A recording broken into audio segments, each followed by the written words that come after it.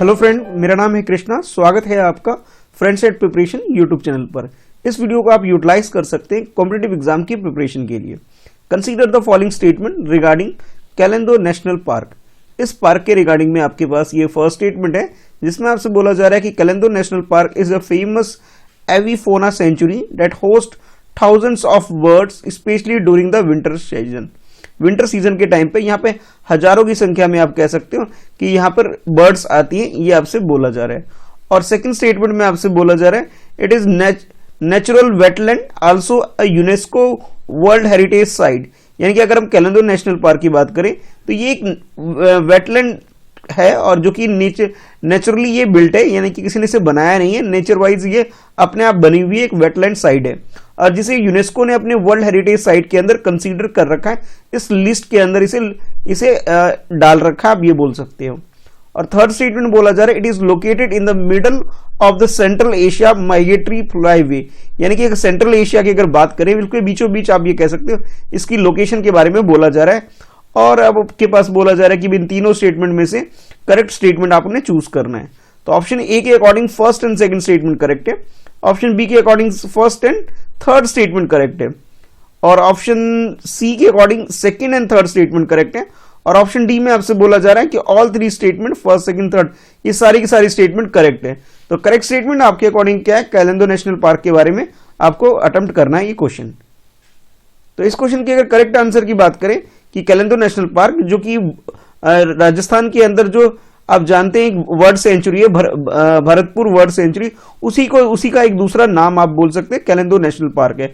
और इस national park में सर्दियों के टाइम पे यानी कि विंटर सीजन जब होता है उस टाइम हजारों की संख्या में बर्ड्स, माइग्रेटरी बर्ड्स हमारी कंट्री में आती है। और जो सेंट्रल एशिया जैसे फ्लाईवे एरिया है उस एरिया से ये सारी की सारी बर्ड्स हमारी कंट्री में आकर के रहती हैं। और यानी कि आप जानते हैं कि अगर आप अपर एशिया की तरफ साइड जाएं यानी कि रशिया वगैरह एरिया या साइबेरिया के साइड में अगर जाएं तो वहां बहुत ज्यादा ठंड होने की वजह से उस एरिया से माइग्रेट करके हमारी कंट्री में आती है। ये एक जो वेटलैंड तो है ये, पर ये वेटलैंड नेचुरल वेटलैंड नहीं है, इसे ह्यूमन मेड यानी कि इंसानों के द्वारा बनाया गया वेटलैंड है। तो आप ये कह सकते हो सेकंड स्टेटमेंट जो है हमारा वो गलत है। गलत होने की वजह ये कि मैन मेड वेटलैंड है और इसे यूनेस्को ने अपने वर्ल्ड हेरिटेज साइट की लिस्ट में कंसीडर किया हुआ है। और बाकी अगर हम बात करें थर्ड स्टेटमेंट की, तो थर्ड स्टेटमेंट में आपसे बोला जा रहा था कि इसकी अगर लोकेशन की बात करें, अगर हम फ्लाईवे एरिया की बात करें उस हिसाब से ये बिल्कुल सेंट्रल एशिया के अंदर आता है। तो ये बात बिल्कुल करेक्ट है। तो आप ये कह सकते हो कि first statement and third statement ये दोनों करेक्ट है। सेकंड स्टेटमेंट में हाफ पोर्शन करेक्ट दे रखा है और हाफ ऑफ को रॉन्ग दे रखा है, यानी कि मैन मेड वेटलैंड एरिया है ये और इसे यूनेस्को वर्ल्ड हेरिटेज साइट के अंदर से ट्रीट किया जाता है। तो करेक्ट आंसर हमारा ऑप्शन बी हो जाता है।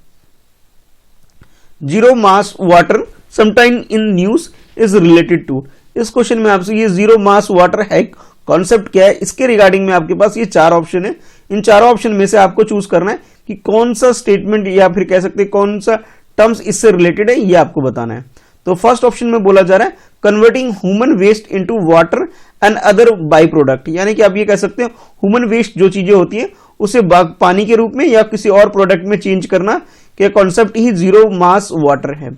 सेकेंड ऑप्शन में बोला जा रहा है कि purifying sea water using renewable energy. Renewable energy को यूज करके जो सी वाटर है उसको प्यूरिफाई करने का एक प्रोसेस आप बोल सकते हैं। ऑप्शन सी में आपसे बोला जा रहा है creating portable drinking water from atmosphere. Atmosphere में जो भी एक पानी या फिर आप कह सकते हो थोड़ा बहुत एकदम नमी वगैरह होता है उसके थ्रू एक ड्रिंकिंग वाटर क्रिएट करना, यानी कि आप ये बोल सकते हो कि पोर्टेबल ड्रिंकिंग वाटर क्रिएट करने का एक प्रोसेस आप बोल सकते हो।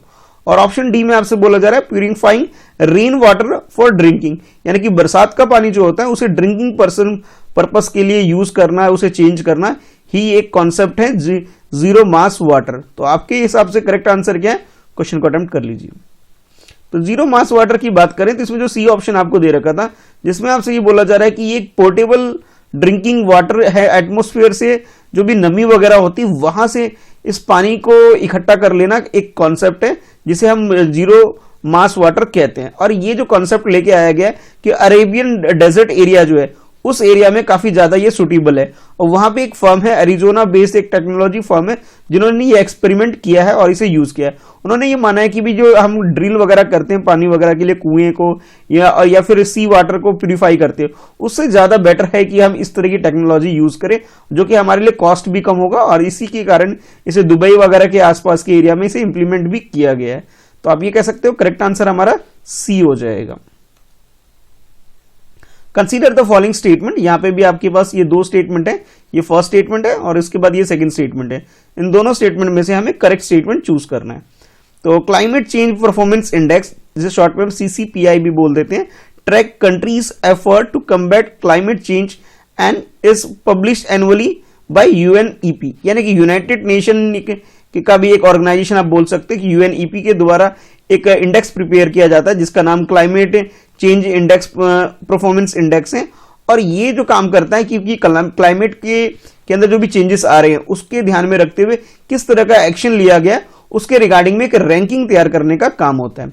और सेकंड स्टेटमेंट में आपसे बोला जा रहा है कि UNFCCC can impose penalty if country fail to meet national determined contribution, यानी कि NDCS under the Paris climate pact, यानी कि पेरिस क्लाइमेट कन्वेंशन जो हुई थी, एक पैक्ट साइन जो हुआ था, उसके अंदर यह है कि अगर कोई कंट्री अपने टारगेट जो उसने सेट किए हैं उसे अचीव नहीं करता तो उसे ये ऑर्गेनाइजेशन, जिसे हम शॉर्ट में UNFCCC बोल रहे हैं, ये पेनल्टी लगा सकती है। ये आपसे बोला जा रहा है सेकंड स्टेटमेंट में। तो ये दो स्टेटमेंट है, आपको करेक्ट स्टेटमेंट चूज करना है। ऑप्शन ए के अकॉर्डिंग फर्स्ट स्टेटमेंट करेक्ट है, ऑप्शन बी के अकॉर्डिंग सेकंड स्टेटमेंट करेक्ट है, और ऑप्शन सी में आपसे बोला जा रहा है दोनों ही स्टेटमेंट बिल्कुल करेक्ट है, और ऑप्शन डी में आपसे बोला जा रहा है neither one not two. It means ये दोनों ही स्टेटमेंट गलत है। तो करेक्ट आंसर आपके अकॉर्डिंग क्या है, चलिए क्वेश्चन को अटेम्प्ट कर लीजिए।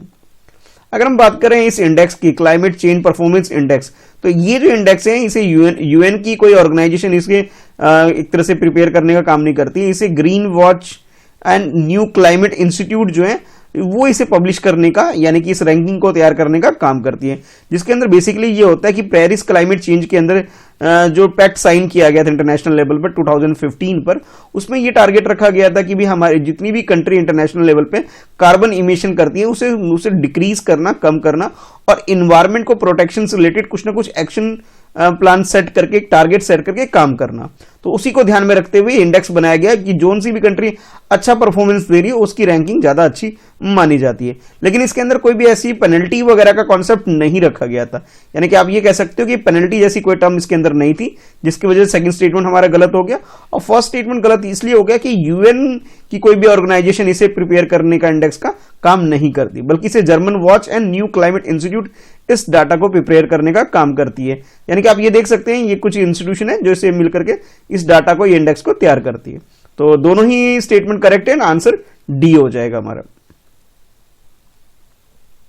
The term Pratyush and Mihir sometimes seen in the news are related to, ये जो दो टर्म है प्रत्युष और मिहिर, ये दोनों टर्म जो है किस चीज से रिलेटेड है ये आपको बताना है। और इसके रिगार्डिंग में आपके पास ये चार ऑप्शन है और चारों ऑप्शन में से आपको बताना है कि करेक्ट ऑप्शन क्या है जो इन दोनों टर्म को डिफाइन करती है। ऑप्शन ए के according fuel cell that find commercial application, यानी कि एक फ्यूल सेल है जो कि कमर्शियल एप्लीकेशन के लिए यूज किया जाता है। और ऑप्शन बी में आपसे बोला जा रहा है हाई परफॉर्मेंस कंप्यूटिंग सिस्टम, यानी कि कैलकुलेशन बेस्ड या फिर कोई हायर कैलकुलेशन करनी है तो उसके लिए एक बड़ा सा सिस्टम है जिसका नाम प्रत्युष और मिहिर है। ऑप्शन सी के according quantum super computer of ISRO, ISRO का एक सुपर कंप्यूटर है और ये किस कैटेगरी के अंदर आता है, क्वांटम सुपर कंप्यूटर की कैटेगरी में आता है। ये आपसे सी में आपसे बोला जा रहा है। और ऑप्शन डी में आपसे बोला जा रहा है कि quick reaction surface to air missile है, यानी कि जो आप डीआरडीओ जो हमारी कंट्री के अंदर है उसके द्वारा बहुत सारे जो मिसाइल तैयार की जाती है उनमें से एक मिसाइल आप बोल सकते हैं। और ये जो इसकी जो स्पेशल फीचर आप बोल सकते हैं कि ये सरफेस टू एयर मार्क करने वाली मिसाइल है जिसका नाम प्रत्युष और मिहिर रखा गया है। तो ये चार ऑप्शन है जो आपके हिसाब से करेक्ट आंसर है, क्वेश्चन को अटेम्प्ट कर लीजिए। तो प्रत्युष और मिहिर की बात करें तो ये एक तरह से ये आप ये कह सकते हो हायर परफॉर्मेंस कैलकुलेशन के लिए ये एक तरह से सुपर कंप्यूटर आप बोल सकते हैं जिसे हमारी कंट्री के अंदर ही डेवलप किया गया है। तो तो आप ये कह सकते हो जो हमारा करेक्ट आंसर हो जाएगा बी हो जाएगा। बी होने की वजह से ये है, एक तरह से आप कह सकते हो कि हायर परफॉर्मेंस कंप्यूटर सिस्टम है ये, और जिसे मैंने बोला कि हमारी कंट्री में ही डेवलप किया है Indian institute of tropical metrological department के द्वारा, जो कि पुणे बेस्ड इंस्टीट्यूशन है, और इसे जो यूज कर रहा है हमारी कंट्री के अंदर वेदर फोरकास्टिंग वगैरह का जो काम होता है उसके अंदर इसे इस्तेमाल किया जाता है।